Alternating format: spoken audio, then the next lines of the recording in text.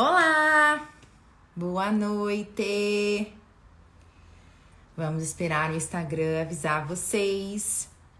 Hoje o nosso tema ele é muito importante. A gente vai falar sobre um dos sintomas mais comuns do trauma e que mesmo assim são pouco relacionados ao trauma, que é a necessidade de agradar, né? O fato da gente ter dificuldade em estabelecer limites, em dizer não, em ser a gente mesmo. Então, a quem está chegando, boa noite, sejam todos bem-vindos. Para quem está chegando agora, essa é uma série de lives que eu vou fazer de aquecimento para o Mapa do Trauma, que é o meu curso completo sobre trauma, que eu vou abrir as inscrições no dia 26. E hoje, amanhã e depois teremos lives aqui no Instagram. Teremos outros dias também, mas teremos hoje, amanhã e depois. O tema de hoje é o que viver para agradar tem a ver com trauma. Na live de amanhã a gente vai falar sobre fadiga, cansaço e trauma, por que a sua vida tá travada e você não consegue fazer aquilo que você sabe que precisa fazer. E na quinta-feira vamos falar sobre os 3 passos para que você possa ressignificar o seu trauma. Boa noite, Valéria. Então sejam todas bem-vindas, bem-vindos. E, bom, gente, o tema de hoje é muito importante. O que eu vou falar aqui hoje para vocês é uma coisa que não costuma ser muito fácil de encontrar na internet. Então, eu vou trazer para vocês uma abordagem que eu acredito que vocês talvez nunca tenham ouvido antes. Para colocar todo mundo na mesma página. Quem já é meu aluno, quem já fez a jornada do TC. Talvez alguns conceitos aqui se repitam para vocês, mas fica até o final que com certeza eu vou trazer aqui para você hoje um conteúdo novo que provavelmente você nunca ouviu sobre o tema, né?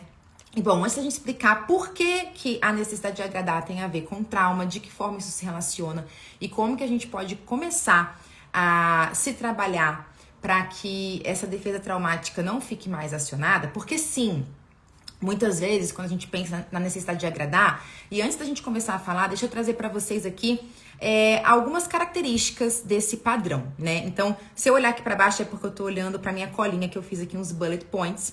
Mas vamos falar um pouquinho sobre as características da necessidade de agradar, da ansiedade por agradar. E enquanto isso, vai verificando se talvez isso tenha acontecido na sua vida. Então, por exemplo, medo de conflitos, querer evitar conflitos muitas vezes a qualquer custo, né? Então, evitar uma guerra lá fora para começar uma guerra dentro de si, porque muitas vezes você não consegue externar aquilo que você realmente pensa para evitar o conflito, para evitar desagradar. O medo da desaprovação, né? O medo de desapontar as pessoas. Então, a necessidade de estar constantemente microcalculando. Tem pessoas que chegam a esse ponto de microcalcular os seus movimentos, aquilo que diz e aquilo que não diz, ou seja, perde a espontaneidade para que possa fazer aquilo que ele acha que o outro espera dele, para fazer aquilo que ele acha que o outro vai gostar se ele fizer. Então, a pessoa perde a espontaneidade. O que mais?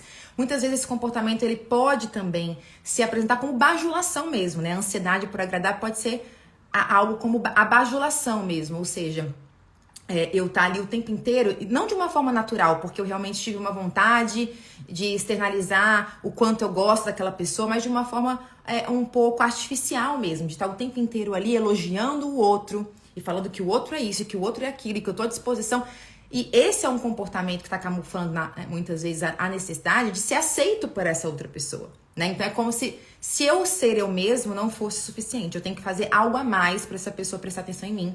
Eu tenho que fazer algo a mais para essa pessoa gostar de mim. O que mais? A codependência também. A gente vai falar mais pra frente aqui na live, a gente vai falar sobre codependência também.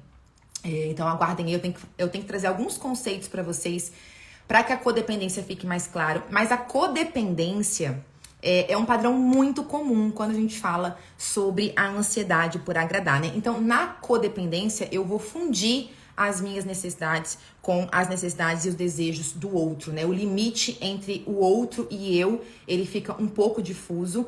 E na codependência, a gente geralmente faz isso. Por que a gente tem um padrão de codependência, né? Então, por exemplo, sei lá, vamos colocar aqui, a codependência pode acontecer, por exemplo, entre alguém que está assumindo o papel da vítima e alguém que está assumindo o papel do agressor. E as pessoas, elas ficam presas nesses 2 papéis dentro da relação, porque para ter um agressor, tem que ter uma vítima. Ou para ter uma vítima, tem que ter um herói, alguém que vai salvar. Então, pode ser um padrão de codependência, por exemplo, de sempre... a sua mãe sempre se coloca num padrão vitimizado para que você possa estar no padrão do salvador, daquele que vai lá e resolve, daquele que ajuda. E a codependência, ela acontece muito, ela começa a se desenvolver muito dos nossos padrões de relacionamento, ou seja, de vínculo na infância. Guarda essa informação. O que eu quero que você saiba agora é que codependência também está muito aliado com a ansiedade por agradar. O que mais? Negar ou negligenciar suas próprias necessidades, inclusive em prol da outra pessoa. Então alguém vai lá e te faz um pedido e você diz sim automaticamente, sendo que na verdade você nem refletiu se você queria ou se você tinha essa disponibilidade. Ou então você até sabe que você não quer fazer aquele favor, não quer ir naquele jantar, não quer fazer aquela determinada tarefa. E mesmo assim você diz sim. É complicado para você estabelecer o limite, dizer não, né? Então isso também é um sintoma. O que mais? Assumir responsabilidades que não são suas, responsabilidades que são de outras pessoas para ajudar o outro, para salvar o outro, né? Ou então para consertar o outro, para proteger o outro dele mesmo. Alguém já viveu isso, né? Essa necessidade de, nossa, eu tenho que fazer algo pela outra pessoa porque ela não tá vendo que ela precisa de X, Y, Z, como se a responsabilidade pela vida da outra pessoa fosse sua, né? Então, não sei se a carapuça tá servindo aí, gente, se vocês já se identificaram em alguns desses sintomas. Se sim, fica aqui que a gente vai falar muito sobre isso hoje. Alguns comportamentos de autossacrifício, né? Então, assim, eu vou fazer algo que é sofrido pra mim, que é sacrificante, mas é porque é pra ajudar o outro. Algumas pessoas têm um comportamento, além de ajudar, de salvar, de sempre querer ser útil. Sabe aquela pessoa que você fala assim, fulano você pode contar. E fulano, sempre que você precisar, fulano vai estar lá. Isso já mostra o quanto esse padrão ele é disfuncional, né? Porque uma pessoa que tá sempre lá pela outra, opa, peraí, tem algo estranho aí, tem algo errado aí, algo de errado não está certo.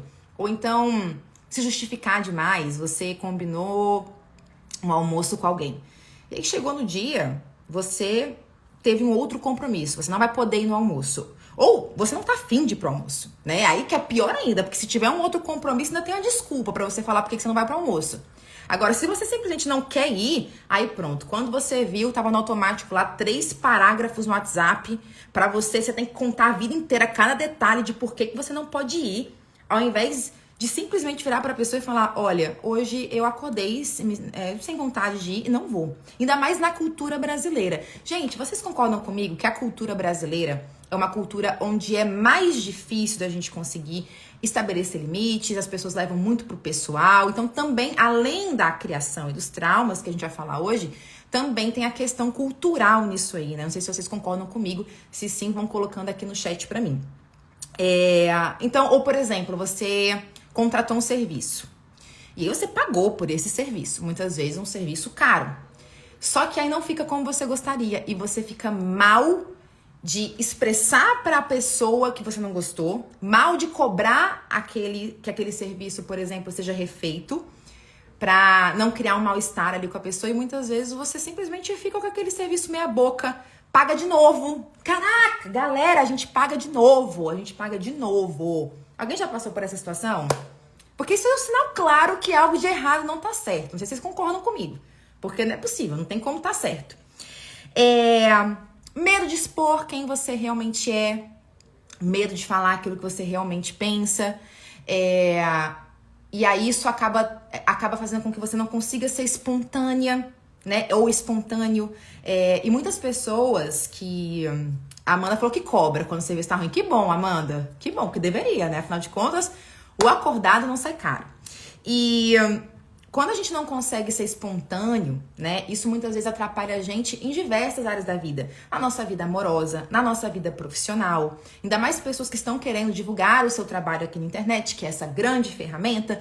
Mas se você não consegue ser você, vai ser desafiador. Afinal de contas, nem Jesus agradou todas as pessoas. Então, que dirá nós, né, meros mortais? A gente não vai agradar todo mundo. Então, essa live não é sobre a gente chegar num lugar de como nós agradamos todo mundo, porque a gente já vai partir do pressuposto, meus amores, que isso é impossível, por várias razões que eu vou explicar na sequência aqui pra vocês. Então não é sobre agradar todo mundo, mas é sobre, pelo contrário, aceitar que nós iremos desagradar. Desagradar não é uma opção, você vai desagradar. Isso é um fato, ainda mais se você for honesto e se você for verdadeiro com quem você realmente é, com aquilo que realmente faz sentido pra você. Então, como a gente sustenta a sensação de não agradar? Como é que a gente sustenta a sensação de não ser aprovado por todo mundo? É aí que tá, e é sobre isso que a gente vai falar hoje. Então, eu dei pra vocês aqui alguns exemplos, né, sobre como que a ansiedade por agradar se manifesta. Mas eu queria fazer um adendo que nem sempre a ansiedade por agradar se manifesta de uma forma óbvia, tá? Porque qual que é o arquétipo óbvio? Qual é a forma óbvia pela qual a ansiedade por agradar se apresenta? No arquétipo da boazinha ou o bonzinho, que é aquela pessoa de fala mansa, quieta, que faz tudo que pedem pra ela, tá sempre com um sorriso no rosto, mesmo quando tá puta da vida. E não que esse arquétipo não seja um arquétipo ligado à ansiedade por agradar. Só que eu quero trazer um outro olhar pra vocês, pra gente ir além do óbvio. Tem outras formas da ansiedade por agradar se manifestar.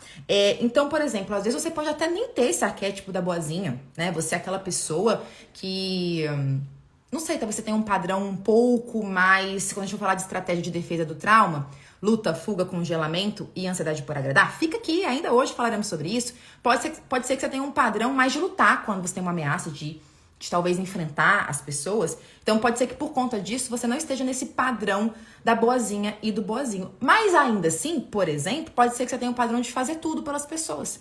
Então, beleza, eu não falo manso, mas quando eu vi, eu já fiz pela pessoa.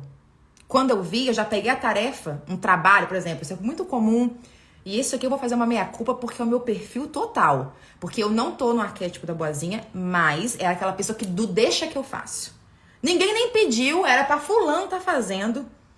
É a obrigação de fulano e tá você lá. Deixa que eu faço, deixa que eu faço, deixa que eu faço, deixa que eu faço.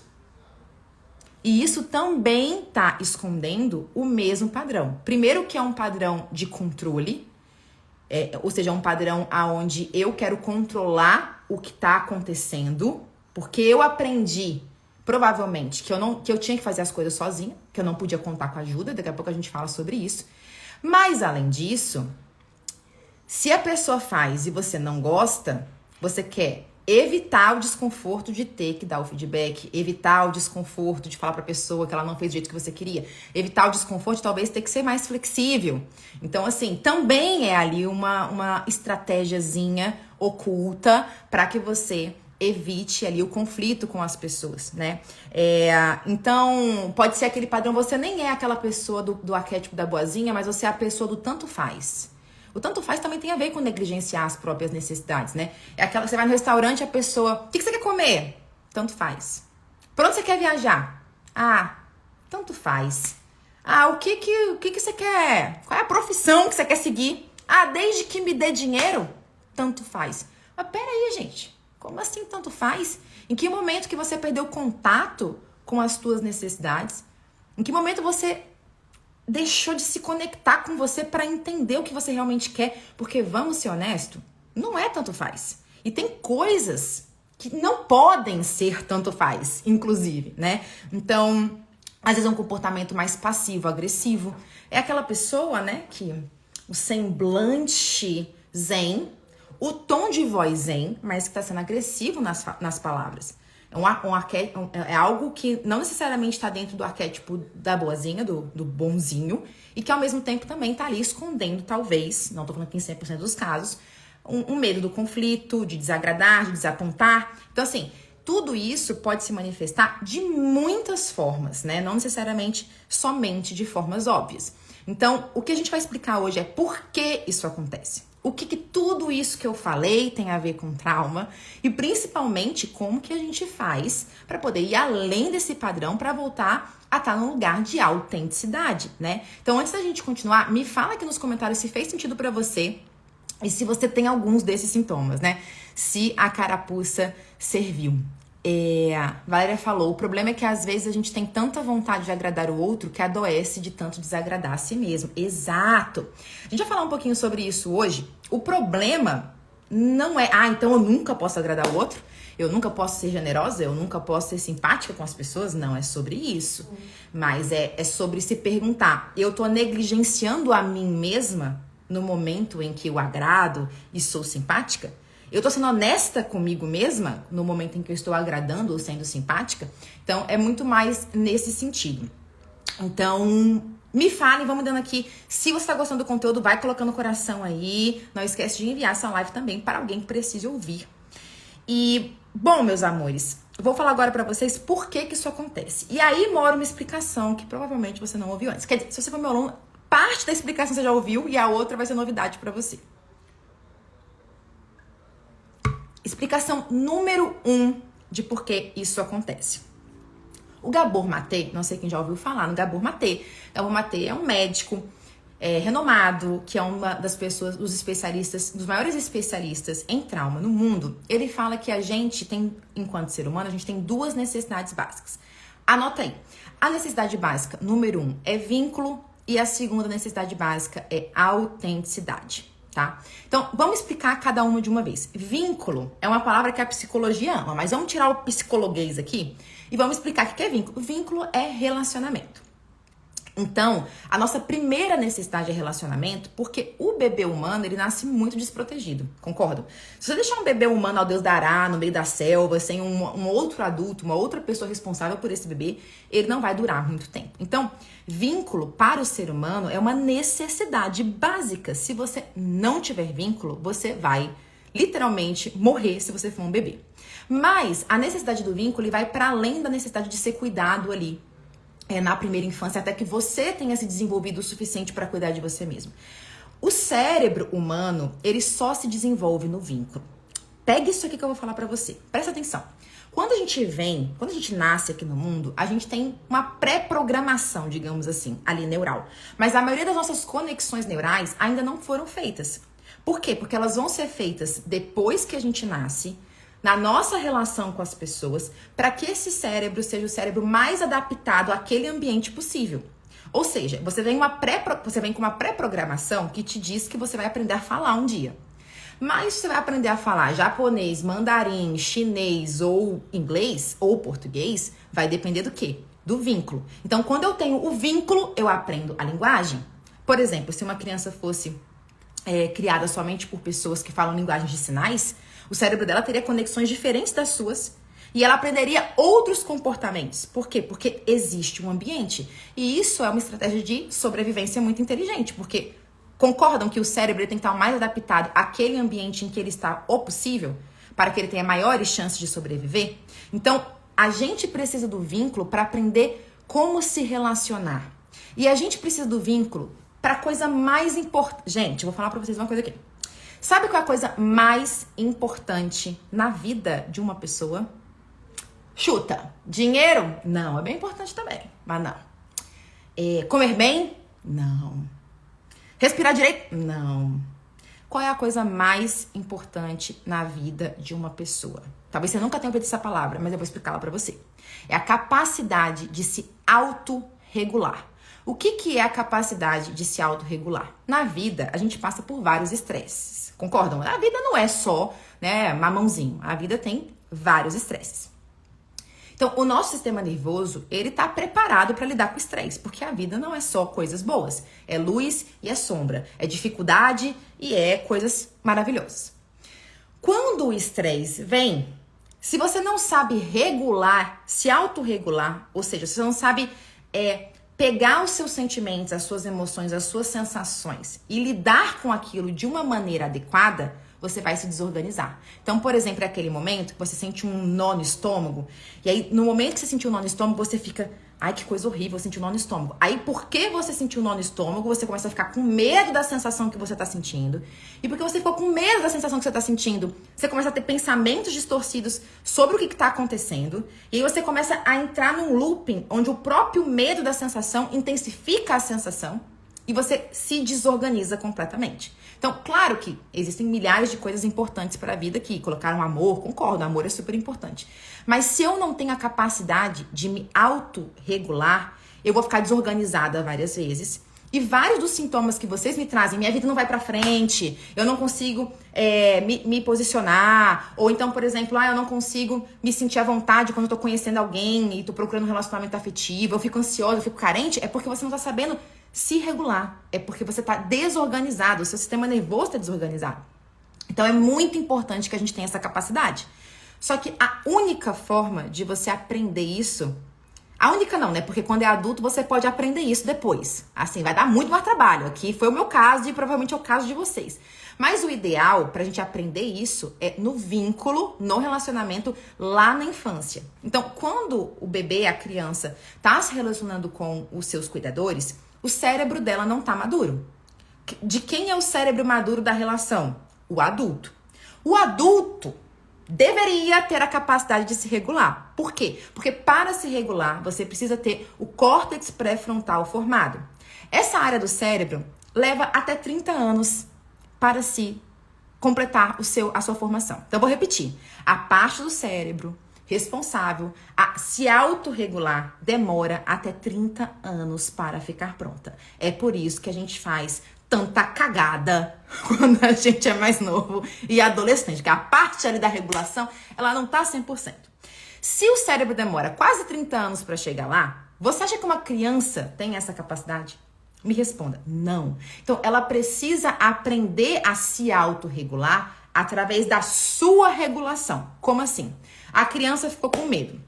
Ela ficou assustada. E aí, esse susto trouxe uma ativação no corpo dela. Sensações ruins que ela não sabe lidar, que ela não sabe nomear, sentimentos ruins. O que o adulto tem que vir fazer? Ao invés dele brigar e falar, não pode, isso é errado, coisa feia, o adulto deveria vir, acalmar a criança, trazer ela de novo para o estado da homeostase, porque o cérebro dela não está pronto para fazer isso. E no momento que o cérebro dela volta para a homeostase, ela fala, então eu posso ativar e desativar. Só que aí isso tem que acontecer de forma constante, de novo, de novo, de novo, de novo. A criança ativa, o adulto traz ela de volta. A criança ativa, o adulto traz ela de volta. E isso ensina o seu cérebro a se autorregular. Isso ensina o seu cérebro a criar padrões no seu sistema nervoso para lidar com o estresse. Só que se o que você aprendeu lá na infância foi o oposto disso, como é que faz para você? Como é que você lida com os problemas da vida? Homeostase é o nosso estado de equilíbrio. Homeostase é uma palavra... Obrigada, Fabi. Gente, se eu falar alguma coisa difícil, manda pra mim aqui pergunta, que eu às vezes eu falo, eu tento ser o mais didática possível, mas às vezes pode sair uma coisa tipo homeostase. Homeostase é o nosso estado de equilíbrio, tá bom? Muito boa essa pergunta aqui da Amanda, mas Fabi, se você conseguir, eu não sei se você consegue depois porque essa pergunta sua, Amanda, ela é muito boa, mais pro final da live. Deixa eu terminar aqui tudo que eu tenho pra falar, e aí eu falo dessa sua pergunta, tá? Essa pergunta é muito importante. Então, ficou claro para vocês por que o vínculo é a necessidade número 1 do ser humano? E ainda digo mais, nós somos mamíferos, é que a gente esquece, né? A gente acha que a gente, eu não sei, fomos implantados aqui do nada. Nós somos animais. E mamífero é ser de bando. Por quê? Porque para mamar precisa de 2 pessoas. Precisa de você e do bebê. Assim, não tem como. Então, a gente tem que entender que quando nós estamos isolados, quando nós temos medo de não pertencer, de desagradar, a gente tá indo num medo primitivo. E talvez o medo mais fudido, desculpa a palavra. Gente, eu posso falar uns palavrões de vez em quando? Desculpa, essa sou eu, assim, tô sendo autêntica aqui, né? Se eu falar desagradar aqui, é isso que eu tenho pra hoje. Mas o medo de desagradar é o medo mais fudido. Por quê, gente? Porque para o seu cérebro, estar isolado é um risco iminente de vida. Eu vou repetir. Para o seu cérebro, estar isolado é um risco iminente de vida. Porque é. A gente tudo bem, tem internet, agora casa, sei lá, o que, supermercado. Mas há não muito pouco tempo atrás, se você não tivesse organizado em bando, você passava fome. Não existe a vida humana organizada da forma como a gente conhece, sem vínculos, sem relacionamento. Então, a primeira coisa que a gente tem que entender quando a gente está falando do medo de desagradar é que, sim, você vai se importar com o que as pessoas pensam de você para o resto da vida. Não vai existir um momento onde você vai falar, foda-se, eu sou onipotente e onipresente, eu não tô nem aí para pertencer. Isso não existe porque isso faz parte da sua biologia.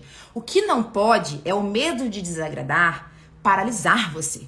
É o medo de desagradar fazer com que você trema, porque eu sei que isso acontece com você, porque acontecia comigo. Quando alguém te manda uma mensagem, quando alguém fala pra você, por exemplo, ó, a gente precisa conversar, e não fala mais nada. Isso aqui é o ó, né? A gente precisa conversar, não fala mais nada. Então, a gente tem a necessidade do vínculo e ela é muito importante. Segundo Gabor Maté, a gente tem uma segunda necessidade básica, que é a necessidade de autenticidade. E autenticidade não é fazer o que você quer, na hora que você quer, do jeito que você quer, porque isso é ser mimado. A autenticidade é a nossa capacidade de nos conectar conosco e agir de acordo com aquilo que está acontecendo dentro de nós. Então, talvez a gente vive uma sociedade muito desconectada do corpo, a gente é uma sociedade muito mental. Mas, enfim, nós estamos vivos aqui através do nosso corpo, né?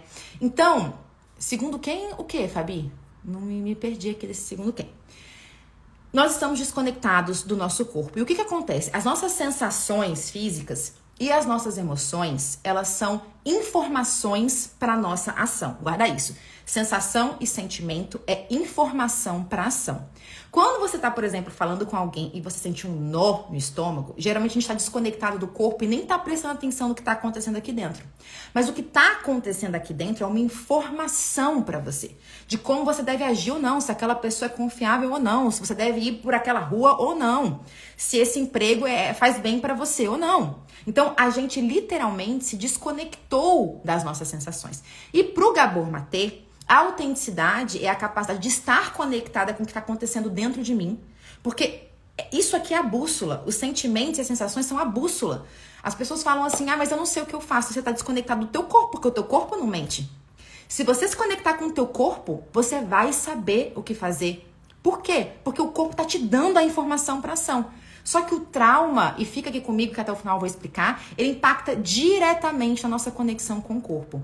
Para falar um pouco mais especificamente, o trauma causa uma dissociação, uma desconexão com o corpo. Daqui a pouco eu explico um pouco mais. E aí você perde a tua bússola, porque o teu corpo também é você. Às vezes eu vou atender um cliente e ele fala assim, não, eu tô super bem, só que o meu corpo... Mas peraí, você também é o seu corpo.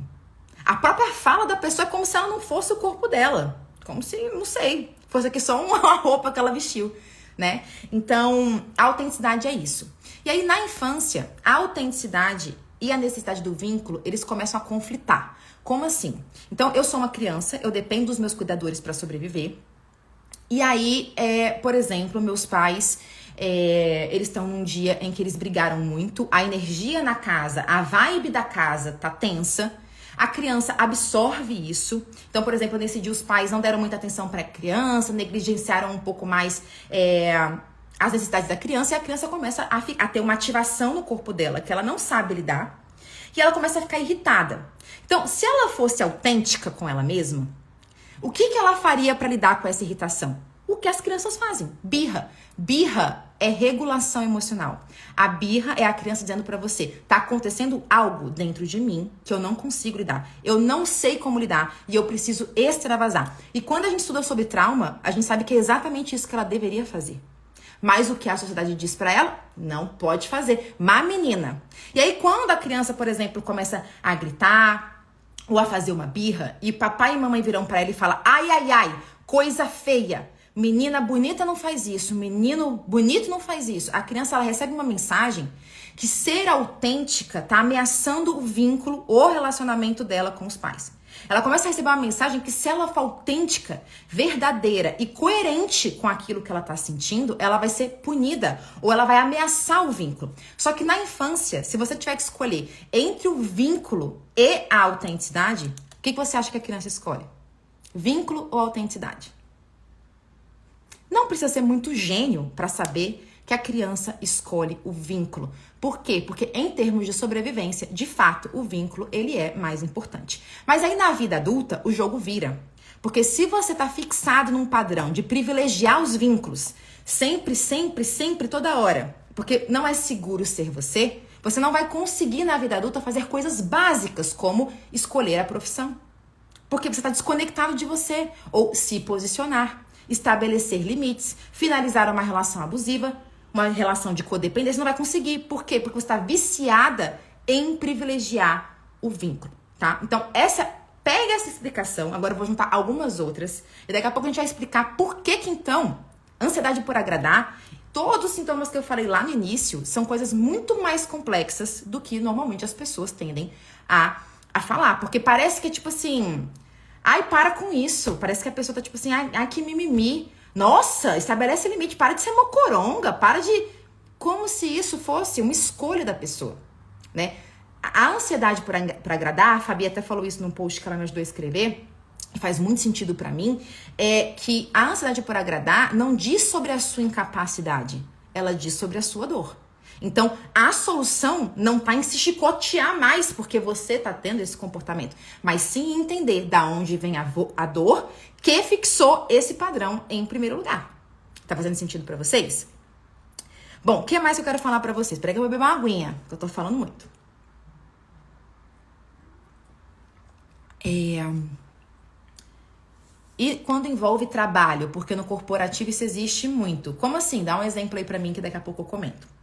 Bom, agora eu quero falar pra vocês rapidamente sobre as nossas estratégias de defesa em relação ao trauma. Então, o trauma é uma sobrecarga no sistema nervoso que você não deu conta de lidar.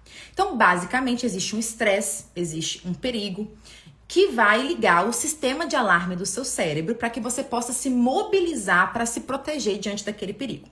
E a gente tem, na verdade, são mais do que 4, mas eu vou trazer para vocês aqui 4 estratégias básicas de defesa do nosso sistema nervoso em relação ao trauma, em relação ao perigo, que são as mais comuns. Dentro do curso Mapa do Trauma, eu vou falar de quase mais de 8, tá? Porque essas categorias têm subcategorias, mas vamos falar do básico aqui, porque senão essa live não acaba nunca, né? Mas muito bem, então vamos lá. A gente pode reagir a um trauma lutando, fugindo, congelando ou agradando. Vou repetir, a gente pode fugir de um trauma com 4 estratégias básicas. Luta, fuga, congelamento e ansiedade por agradar. Luta e fuga são estratégias de defesa que costumam ser mais conhecidas pelas pessoas. Então, diante de um perigo, meu cérebro vai analisar. Dá para eu lutar contra esse perigo? Será que eu tenho chance em relação a esse perigo, né, de vencer essa ameaça? Por exemplo, se for um leão, muito rapidamente o cérebro vai falar, não, eu não tenho chance contra o leão. Então, qual é a minha outra estratégia? Meter o pé, fugir, começar a correr, sebo nas canelas e foge do leão. Mas nem sempre a estratégia da fuga, ela também é eficaz, porque, vamos lá, o leão corre um pouquinho mais que você, né? Ou pode ser que seja uma outra situação, vamos trazer aqui para a vida real, porque a gente não mora mais na savana, né? Então, por exemplo, você sabe que tá tendo um corte de empregados na sua empresa, existe um clima tenso no ar, tá? E você sabe que a qualquer momento alguém pode ser demitido. E aí seu chefe, ele manda uma mensagem falando pra você que precisa falar com você hoje. Olhando de forma racional, não necessariamente ele vai te demitir. Pode ser que ele queira falar qualquer outra coisa. Mas no momento que você recebe a mensagem, seu sistema começa a se ativar e se ligar pro perigo. Você pode, por exemplo, ir lá já armado, né? Com todos os argumentos para poder convencer o seu chefe de que você é imprescindível para a empresa e que você não pode ser mandado embora. Ou você pode fugir. Pode, né, falar, tudo bem, chefe, mas hoje eu tenho isso aqui, dá um jeito de ir pra casa. Ou até mesmo ficar doente de forma inconsciente, pegar uma gripe. Pra quê? Pra tu fugir dessa situação. Porque, né, se você não estiver lá, não tem ninguém pra demitir. Mas muitas vezes, por exemplo, num ambiente doméstico de uma criança que tá, por exemplo, numa casa onde tem violência doméstica, a criança não pode lutar contra os adultos. Ela não tem força pra isso. Ela não pode fugir. Porque ela vai fazer o quê? Gente, tchau, hein? Tenho 3 anos e meio, mas eu vou cuidar da minha própria vida. Tchau pra vocês. A criança não pode fugir. Então, tanto na savana como na vida real, a gente tem uma terceira estratégia, que é a estratégia do congelamento. E, infelizmente, essa é a estratégia que tem o maior grau de traumatização. Ou seja, quando a gente chega nessa estratégia, deu ruim. A chance do trauma gerar uma consequência de longo prazo na sua vida é grande. E o que acontece no congelamento? No congelamento, inclusive, as pessoas podem sentir sintomas como perder a força, perder o tônus muscular, né? E muitas vítimas, por exemplo, de estupro, se culpam muito por não ter lutado contra o agressor, quando na grande verdade elas não tinham como ter lutado porque elas entraram num estado de congelamento, onde literalmente o estado de congelamento é o me preparo para o impacto. No congelamento, eu vou me preparar eu me anestesio para não sentir a dor. E, por exemplo, no caso do leão, eu me preparo para a morte, para que a morte seja menos dolorida. Nosso corpo, ele é inundado de endorfinas, e inclusive numa situação dessa na savana, tem até um relato no livro do Peter Levine, que também é um outro especialista em trauma, que ele conta de um relato de um cara que foi atacado por um leão, ele sobreviveu, mas que ele conta que no momento ali do ataque, é como se ele tivesse entrado em câmera lenta e ele não sentiu absolutamente nada, ele não sentiu o dente do leão entrando no corpo dele. Olha que bênção da natureza, que bênção de Deus. Ou seja, quando eu entro no estado do congelamento, eu vou entrar no estado dissociativo, eu vou me desconectar. Por quê? Porque tá doendo demais sentir. E nesse desconectar, eu me desconecto das minhas emoções. Eu me desconecto de mim, eu me desconecto das minhas sensações. E é por isso que eu falei pra vocês que o trauma tá muito conectado com essa desconexão com aquilo que eu tô sentindo, com a minha bússola interna. E quando eu me desconecto disso, eu me desconecto de mim. Então, na verdade, o Gabor Maté fala, né, que o efeito mais avassalador do trauma é a dissociação. É a desconexão com você mesmo. É a desconexão com quem você é, com a alegria de viver. Porque o congelamento, ele tem uma sensação de quase morte. E isso pode virar algumas chaves aí pra você. Quando o assunto é trauma, quando o assunto é depressão, quando o assunto é fadiga. Mas aí eu tô dando spoiler da live de amanhã. Venham pra live de amanhã. Isso aí é assunto congelamento mesmo. Vou falar mais na live de amanhã. Mas por que eu tô falando isso? Porque existe uma quarta opção, né? A quarta opção, que é a ansiedade por agradar, muitas vezes ela tá atrelada ao congelamento. Por isso que ela também é difícil de tratar. Porque o congelamento dos outros três, ele é o pior. Mas eu sinto que a minha única opção ali para sobreviver é dizer sim, Senhor. Não, Senhor. Eu sinto que a única opção para que eu possa manter o vínculo, já que eu sou uma criança e dependo do adulto, é ser a boazinha. É negligenciar minhas necessidades, é ficar invisível, é fingir que eu não tô aqui, é subir pra minha nuvem de dissociação e nunca tá lá presente. Então, a ansiedade por agradar, ela é uma defesa traumática na maioria das vezes. Como eu falei, é claro que a gente tem que separar que em algum nível todos nós queremos pertencer por tudo que eu já falei aqui na live. Mas ainda assim, dependendo de como essa ansiedade por agradar se apresenta, ou seja, se ela se apresenta sempre como algo que te trava e te paralisa num grau que dificulta a tua vida, provavelmente está falando de um trauma. E provavelmente a gente está falando de um trauma que aconteceu no vínculo. Um trauma que aconteceu com as pessoas que deveriam criar um espaço para a tua autenticidade acontecer. A gente está falando de um trauma que provavelmente aconteceu com as pessoas que deveriam te amar, ou que te amavam de fato, mas que não souberam fazer diferente. E quando está falando de um trauma que aconteceu na relação, principalmente com os principais cuidadores, de uma forma muito precoce, a gente está falando de um trauma que chama trauma de desenvolvimento. Esse trauma vai alterar esse cérebro em formação, porque como eu falei para vocês, o cérebro só termina de se formar com quase 30 anos. E quando esses traumas, principalmente no vínculo, entendendo o quanto o vínculo é importante, eles acontecem no início da vida, isso vai mudar o padrão de funcionamento do seu cérebro. O jeito que você se relaciona. Porque a ansiedade por agradar tem a ver com o jeito que você se relaciona com o outro. A ansiedade por agradar é uma defesa traumática profundamente conectada com relacionar-se. E aonde que você aprendeu os seus padrões de relacionamento? Nos teus primeiros relacionamentos. Quais foram os teus primeiros relacionamentos? Ou a falta deles? Papai e mamãe. Não é à toa que a terapia sempre vai parar, né, na infância, no pai e na mãe.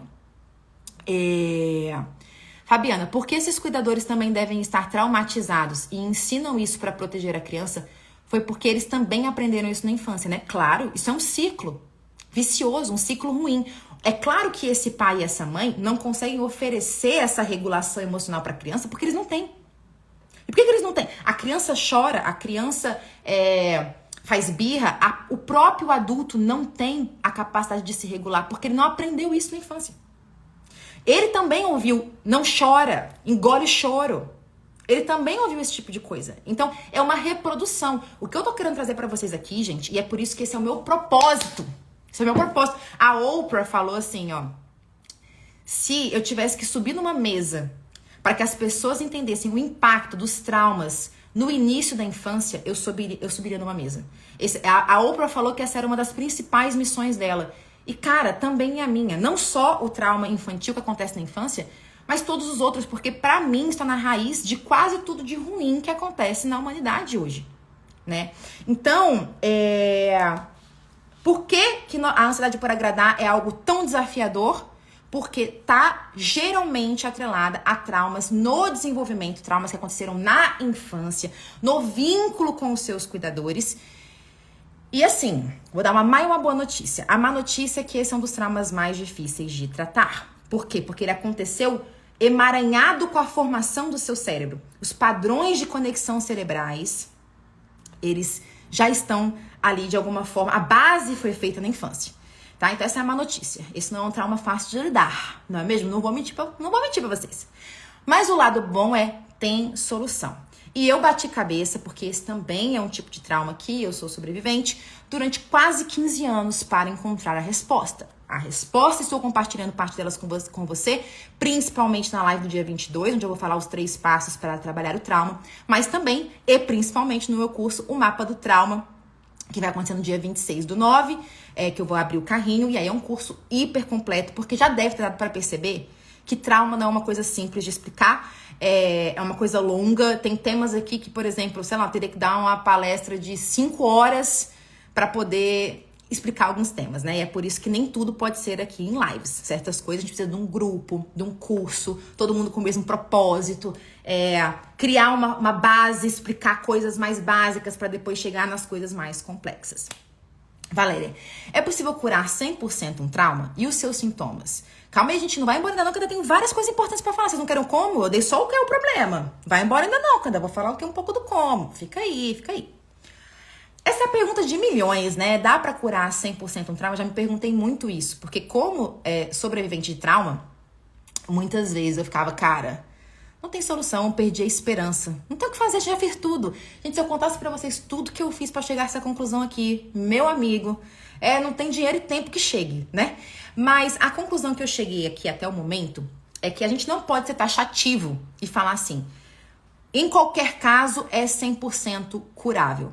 Por que a gente não pode falar isso? Porque como alguns traumas aconteceram no desenvolvimento cerebral, dependendo dessa configuração dos padrões ali, para algumas pessoas vai ser um pouco mais difícil e para outras pessoas vai ser um pouco mais fácil. Alguns traumas podem desencadear transtornos mentais. E alguns transtornos mentais, a depender de quais são, precisam também, além da terapia, que é o padrão ouro do tratamento, também de medicação.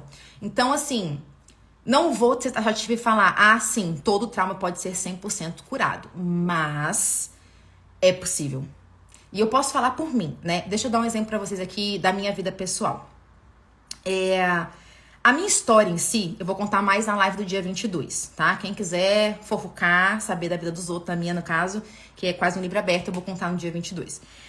Mas eu tinha alguns sintomas de traumatização, como por exemplo, toda vez que vinha algo que eu identificava como violento. Por quê? Porque o meu trauma aconteceu, um dos principais traumas, com o meu pai, que era alcoólatra, dentro de um ambiente de violência doméstica. Então, quando alguém vinha com essa energia de violência, eu identificava em milissegundos. A pessoa podia nem estar sendo explicitamente violenta, mas eu catava aqui, ó, a especialista em detectar a violência. Por quê? Porque foi isso que eu vivi. Meu cérebro aprendeu a ser esse especialista por sobrevivência. Quando vinha, por exemplo, sei lá, um comentário de um hater, automaticamente meu coração disparava. Não é algo que eu conseguia controlar. O meu coração disparava, às vezes, muitas vezes, eu perdia a força nas pernas, no tônus muscular, que é um sinal de congelamento, eu tremia, eu comecei a desenvolver uma gastrite e uma esofagite, que ainda estou em processo de desmame do medicamento, mas eu chegarei lá, e isso pra mim é a maior prova de que trauma é curável, e esse processo gastrointestinal se deu por conta dos traumas que eu vivi. O trauma, quando ele tá fixado e ele não tá sendo olhado da maneira certa, ele vai começar a gerar uma série de comorbidades, doenças, né? Então, problemas digestivos, problemas do sono, ansiedade, depressão, problemas de imunidade, uma série de coisas, fibromialgia, fadiga crônica, tudo isso pode ter vindo do trauma. Então, o que eu acredito é que para curar o trauma, se existe essa possibilidade, eu acredito que existe, só não podemos ser taxativas nem prometer esperanças aqui para as pessoas de uma forma irresponsável, tem que fazer da forma certa. Só que sobre essa forma, eu ainda tenho várias coisas que eu quero falar hoje, não vai dar tempo hoje. Vem pra live do dia 22, que eu vou falar a forma certa. Fazendo a forma certa, essa energia do estresse residual, ela vai sendo liberada aos poucos e o seu corpo vai voltando pra normalidade. E no que ele vai voltando pra normalidade, a doença não tem mais uma razão para existir, né? E é o que tá acontecendo comigo. O que eu vivi nos últimos anos com relação a essa gastrite, eu não desejo pro meu pior inimigo. Era dor e um sofrimento, assim, indescritível. E eu acredito que eu tô no caminho pra nunca mais precisar de medicamento. Era uma gastrite, uma esofagite resistente a qualquer medicamento. A um medicamento japonês novo que tinha lançado e que eu fui tomar. Transtorno de fobia social é resultado do trauma? Pode ser. Os transtornos mentais, eles são multifatoriais, ou seja, são várias coisas ali, às vezes é uma vulnerabilidade genética. O que é vulnerabilidade genética? Alguém na sua família já tinha isso, então tinha, tipo assim, a predisposição, digamos assim. Então, nunca a gente pode ser taxativa e falar assim, esse transtorno mental, 100% das vezes é causado por isso. Mas o trauma, minha gente, para quem estuda trauma, nós sabemos que na raiz de muitos transtornos mentais, o que desencadeou o transtorno mental foi o trauma. Bom, e agora, gente, obrigada pelos comentários aí de quem tá gostando. Eu quero falar pra vocês um pouquinho sobre o que fazer, né? Já entendi o que é ansiedade por agradar, já entendi por que ela acontece e já entendi, espero que você tenha entendido, que a ansiedade por agradar é uma defesa traumática fixada, tipo um padrão repetitivo que tem dentro do seu cérebro, que é mais forte que você. E por que isso tá aí? Bom, se é uma defesa traumática, isso tá aí não é pra foder tua vida. Isso tá aí pra te defender. E principalmente para te defender através da manutenção dos seus relacionamentos, do vínculo. Porque se o vínculo é a necessidade número 1, o que essa defesa tá falando? Você não pode ameaçar seus vínculos. Você não pode ameaçar o vínculo com teu seguidor, com teu chefe, com tua mãe, com teu irmão, com teu namorado, com teu marido. Você tem que... Porque você precisa disso. Ou seja, faltou o estabelecimento lá atrás de vínculos saudáveis. E você tá presa nessa sensação de eu não tenho com quem contar. Eu não fui amada. Eu não posso ser autêntica, porque se eu for autêntica, eu vou desagradar. E aí eu vou perder o vínculo. E perder o vínculo para o cérebro é a ameaça de vida, tá? A ansiedade por agradar é uma estratégia para apaziguar o perigo. E também é uma tentativa nossa de controlar a percepção das pessoas sobre nós, né? E por que a gente quer controlar a percepção das pessoas sobre nós? Porque a gente acredita que uma percepção específica tem que ser passada para que eu seja amada. Então, o que aconteceu na sua infância que fez com que você acreditasse que não é seguro ser você? E quando eu tô, por exemplo, com meus clientes em sessão, clientes, às vezes, já se trabalharam muito. E eu falo, se você levar a sua atenção pro seu corpo, não é pra mente, não. É o que você sente, porque lembra, a mente mente. O corpo não mente. Às vezes eu viro pro cliente e falo, você tá bem? E a pessoa, sim, toda travada, com a mão aqui se protegendo. Peraí, tá bem ou não tá bem? O corpo não mente.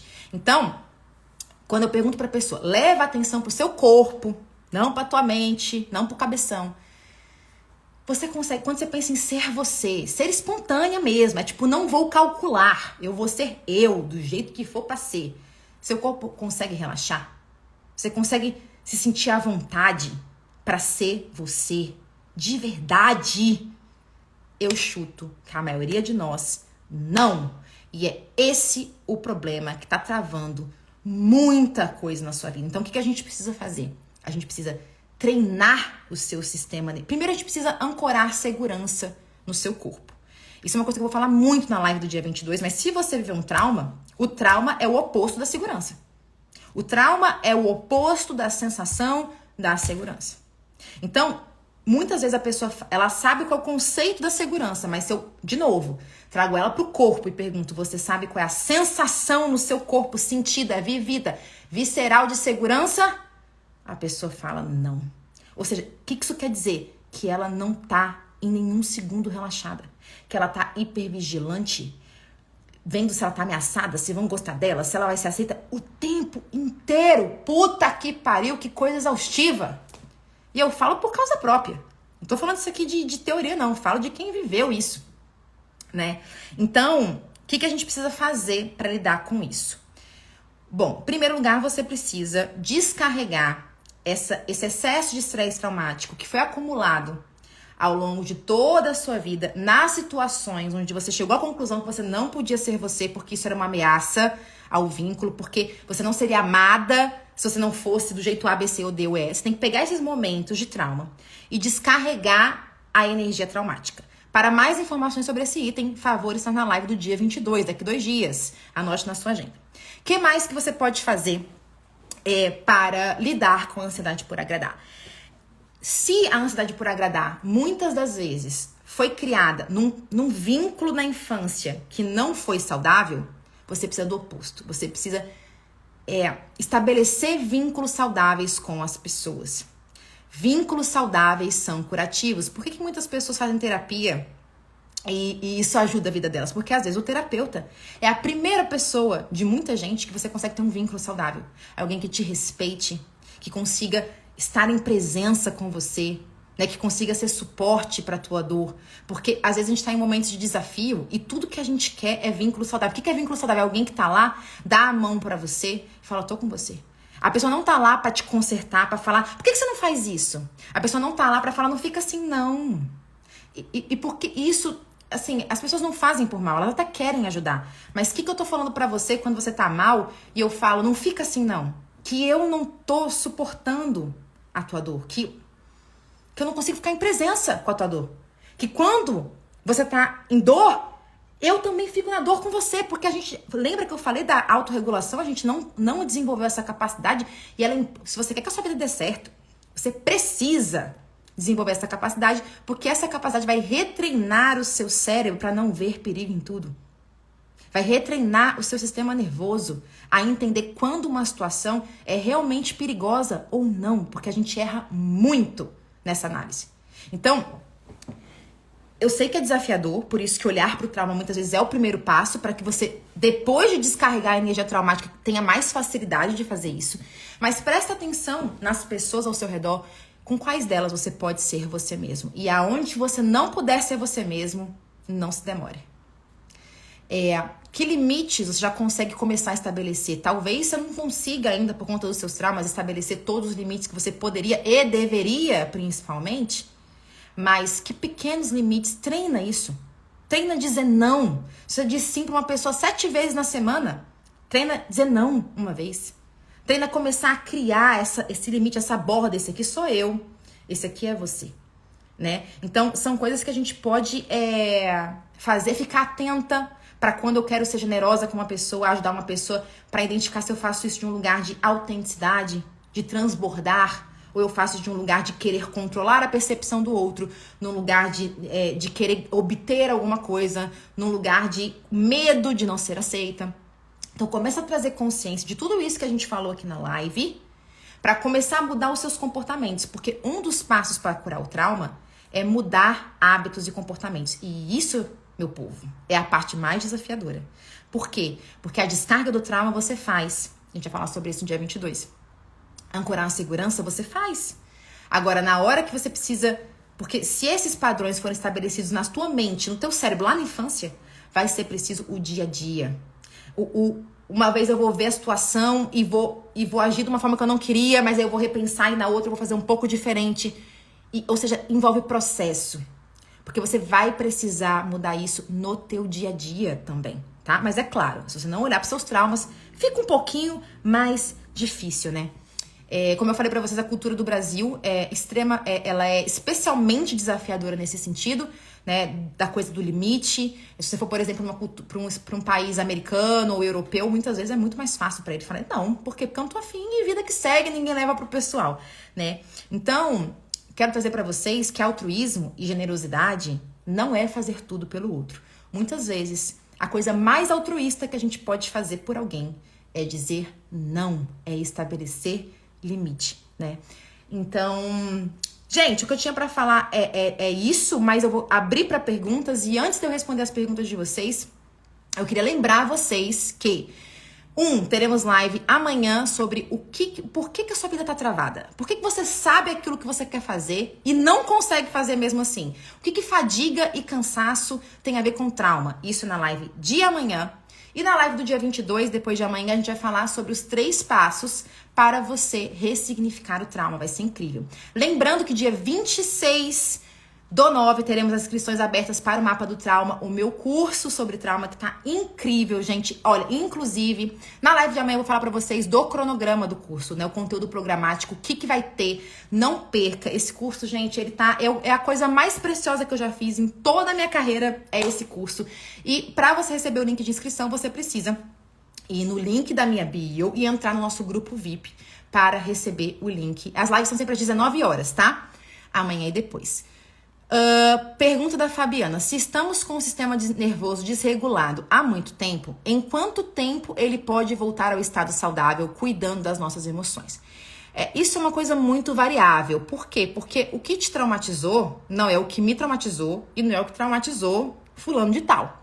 Então, o tanto de estresse que você teve que lidar ao longo da sua vida e que não foi descarregado é algo totalmente diferente entre as pessoas. Então, a gente não tem uma regra, vai demorar X tempo ou Y tempo. Mas uma coisa que eu acho que a gente tem que falar muito quando a gente tá falando sobre trauma é sobre a valorização do processo. Por quê? Porque se trauma é uma sobrecarga no sistema nervoso, quer dizer que a carga daquilo que aconteceu você não deu conta de lidar, sim ou não? E por que você daria conta de lidar hoje se você não deu conta de lidar no passado? Então você vai ter que acessar essa carga, não é de uma vez só. Porque se você acessa de uma vez só, é uma nova sobrecarga e você se retraumatiza, piorando o trauma. Eu vou repetir. Se o trauma é uma sobrecarga no sistema nervoso, ou seja, é uma carga que você não deu conta de lidar. Você não deu conta de lidar, é a definição do que é trauma. Se você sentir isso de novo para descarregar, você não vai dar conta de lidar, porque foi uma sobrecarga, não pode de uma vez só. A gente precisa acessar isso aos poucos, para você dar conta de lidar, o oposto do trauma, e você descarregar a energia. Então, é um processo. Mas o que eu posso falar de depoimento pessoal para vocês é que quando isso é feito da maneira correta, você muito rapidamente vai começar a sentir os benefícios. Né? Muito rapidamente você vai perceber que em situações que te estressavam, te deixavam trêmulo e travado, você tá um pouquinho melhor. E esse pouquinho melhor, você fala, posso treinar aqui uma estratégia diferente, posso dizer um nãozinho aqui, porque eu tô me sentindo um pouco mais seguro pra dizer esse não. Então, assim, não é milagre como nada nessa vida. E se alguém disser pra você que é milagre, vê se sua carteira tá no bolso e corre, mas corre rápido, porque estão te enganando. Deixa eu ver o que mais aqui que vocês falaram. Com a maioria das pessoas que eu converso, eu fico com meus ombros caídos e pesados. O que significa? Não tem tanta informação, Cris, pra eu te dar uma resposta assertiva.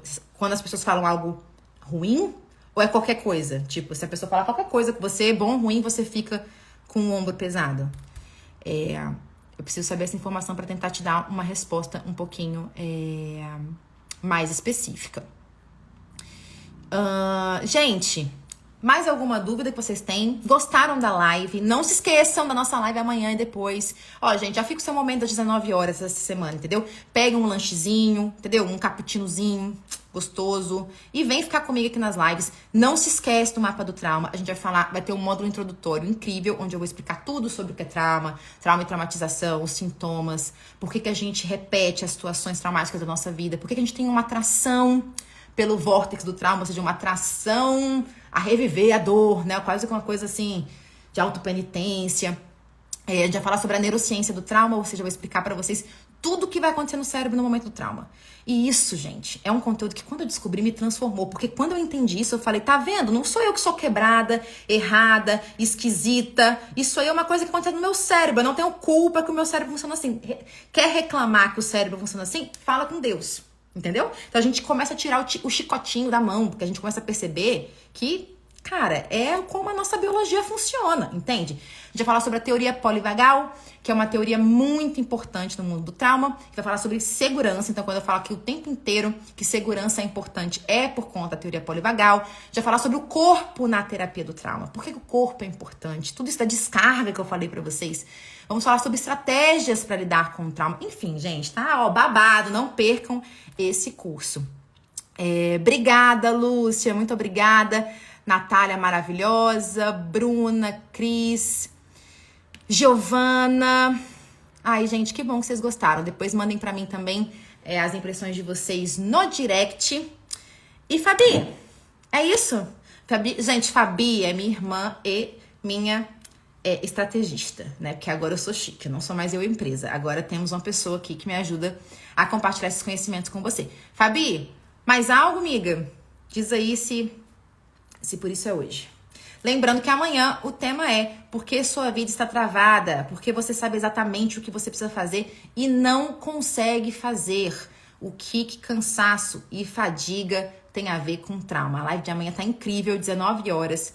Não percam. Bom, o Fabi não falou mais nada. Eu acho que é isso. Gente, boa noite. Amei estar aqui com vocês. Não se esqueçam de se inscrever no grupo VIP do Mapa do Trauma no link da minha bio. E a gente se vê amanhã. Beijo, gente. Beijo. Até a próxima.